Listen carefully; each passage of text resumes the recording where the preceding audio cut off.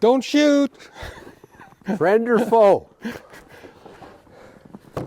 Top of the morning, Bob. Top of the morning to you, Peter. You picked a nice day for a visit now, didn't you? I was looking for a fire. What's that? I was looking for a fire. You got one there, and I got even a better one in the gun shop.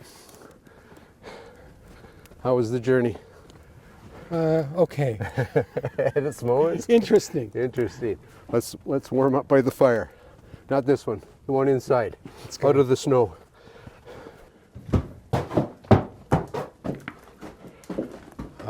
That's better, eh? Perfect. Tell you, Bob, this hat was made by Emily Burns down there in the States, and buffalo wool, and God bless her soul, that's the warmest thing that's ever been on my head. Anyway, it needs a little drying. So we're going to go at a gun again today. Yes, indeed. You know, I don't. We've got to be close to getting it done. We are. It's almost in the white. Nose cap, and you could shoot the darn thing, I guess, pretty much. Drill a vent hole. Yeah, anyway, I should introduce Bob Miller once more. Probably doesn't need it for those that follow us, but every time Bob comes here, he leaves something. He forgets something, and what he leaves with me is his knowledge. So, and yeah, that's, you know, there are two types of people. Those that have skills and sort of keep their secrets and trade secrets, and those that have artisan skills that are willing to share it with people. And Bob's been a real help in tutoring me in gun building. One of these days he's not going to show up and be all on my own. I don't know what he'll do then. I told you 3/4 of what I found out was from making mistakes, and the other quarter is from other people telling me what to do. So perfect. So I'll get this coffee on. So last week we had,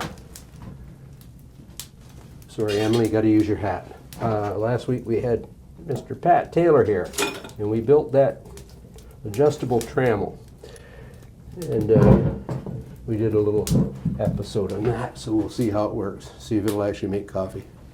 I like it. It's pretty neat, all right. Yeah, I sent him the measurements for the throat, and he fabricated that one. Wow. We built another one in the blacksmith shop. It's funny, I've made a few of them, but you know, just with the typical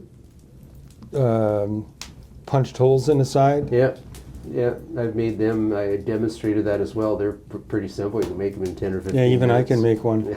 There you go. Anyway, we'll get that coffee on and we'll get at a gun.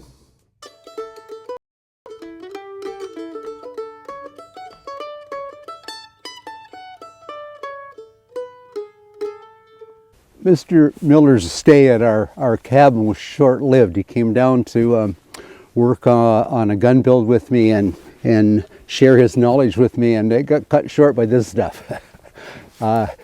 We got quite a dump of it, and so I decided I'm going to head up to his place, up into that beautiful Canadian Shield country, and we're going to do a little work in his shop this time. I'll make the trek, and yeah, we're getting one step closer to finishing Ryan's gun.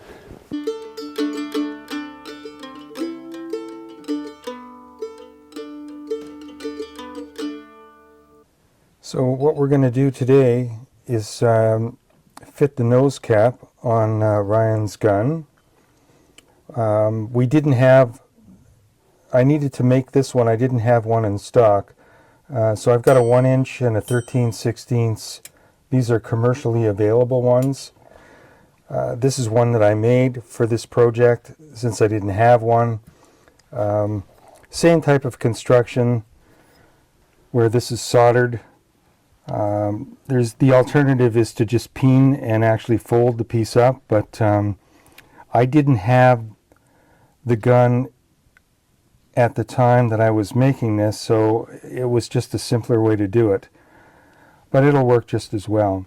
So now we need to fit this, do some final adjustments to the barrel, and then start removing wood. Perfect. We're going to attempt to do this like a tutorial, so if it's a first time build for people, this is not the only way, I'm sure, but it's Bob's way, and Bob's teaching me, and this is a good way to apply one. So here we go. So we'll have to do a little bit of adjustment here to get a perfect fit On the flats. on the flats of the barrel. Better to have it a little tight than too big. Right. Little filing and we're there.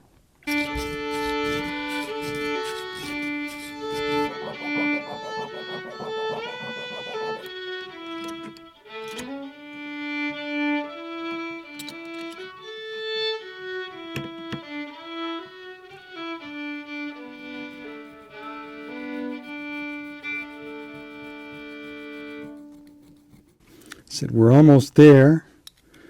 It was a tight fit, but we're at the point now where I think we can start taking wood off. But the reason I need this is because by putting this on backwards, it'll tell me what's got to come off.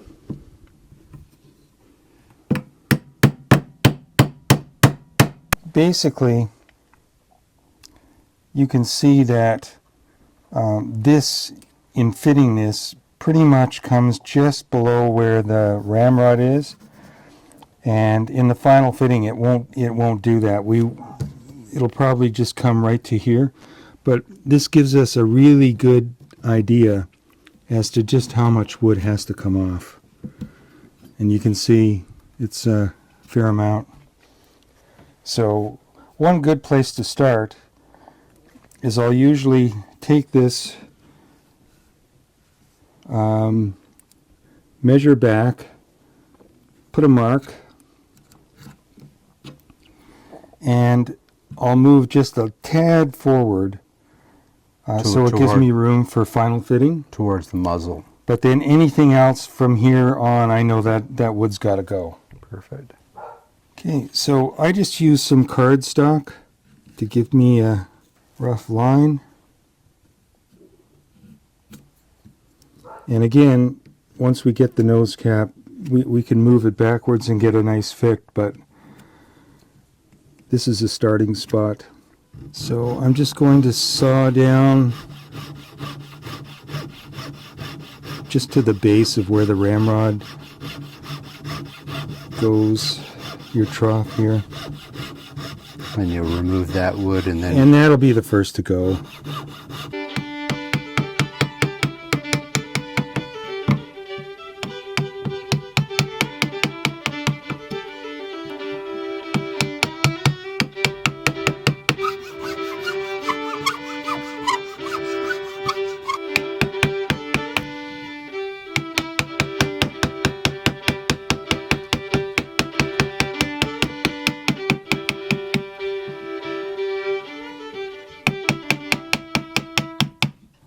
Once this is on, this is going to be tapered down to it. So when I'm carving this and getting rid of this wood, it's just a tad below the ramrod channel because we have to account for the thickness of this brass nose cap. So if there's a minor variance, it's not a big deal. You can adjust for that, but still that wood has got to go.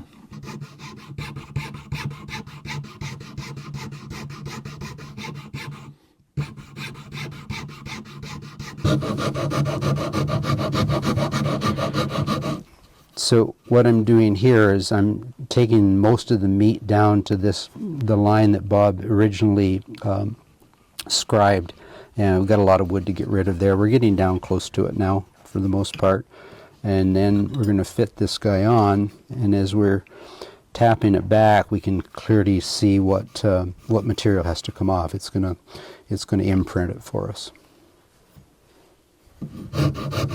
Now remember, this is not our final line. We still got a little bit of an angle on it here, but we're working back once we do our fitting. But right now what I'm going to do is relieve this edge, and it's easiest just to do with the barrel, and it's easiest just to do it with a chisel. But this marked area has to go because this is curving in, and so if we didn't do that, your nose cap would be proud of the wood here. Right. and we don't want that.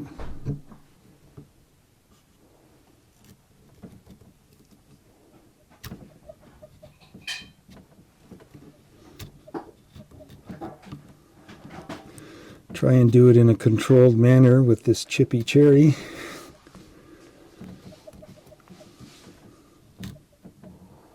We're not looking for a really good finish here anyway, because this is going to be covered. We're all said and done, and any luck, never coming off. That's the idea.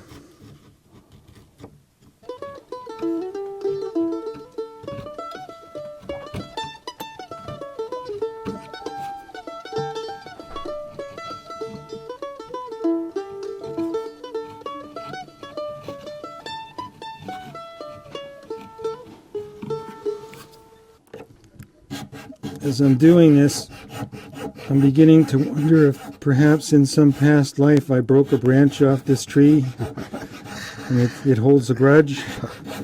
It is pretty gnarly wood.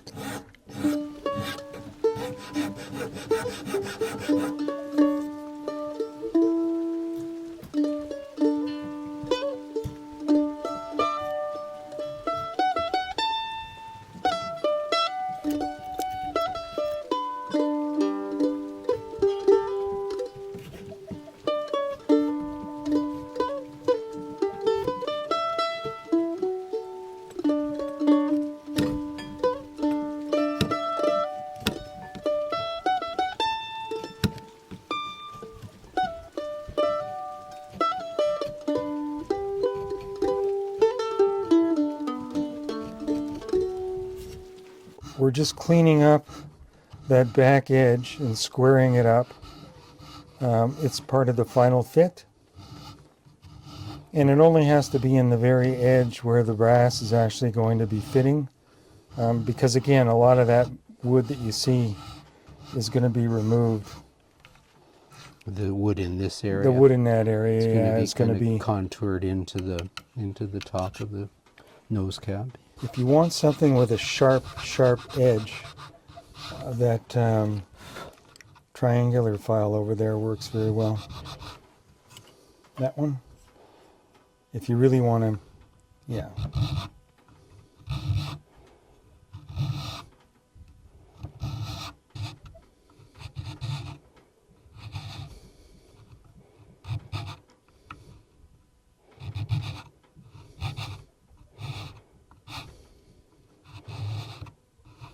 So we were talking before about why I like to make my own.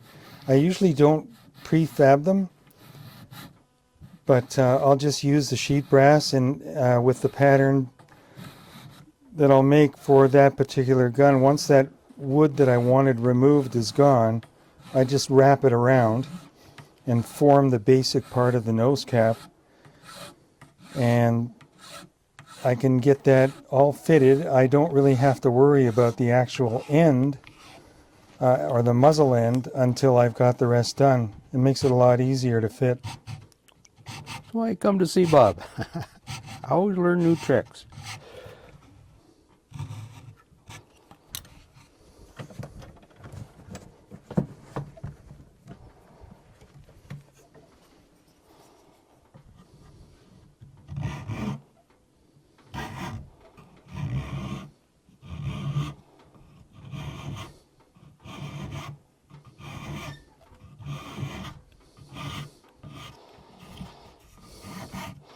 This wood's we just need a tight fit at the actual nose cap itself, because a lot of this wood's coming off. Yeah, so it's basically just the corner.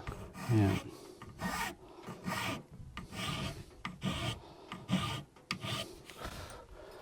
Nose cap's been on and off 30 or 40 times. A little bit more. A little bit too much meat there.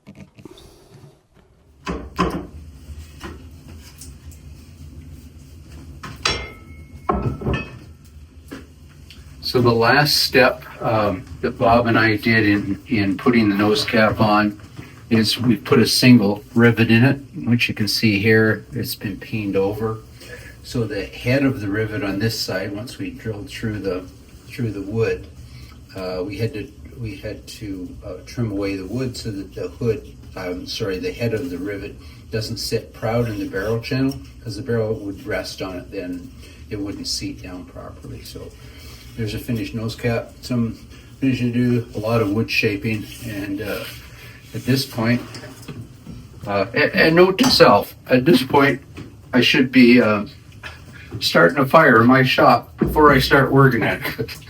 It's a snap and cold day, and it ain't very warm in here yet. So got the fire going, and it'll be warm here shortly. So now there's a whole lot of wood to remove. Probably when you think about it, probably close to a sixth of the wood, maybe a bit more, is going to come off, slimming down the wrist. Taking in, I'm going to be working on taking in the tops here, so they were quite narrow on the original pieces. So this will be taken down to about half its thickness. And then Bob loaned me a tool, and this is kind of a fun thing. Essentially, it's a scraper, and I'm going to be using it to put that little contour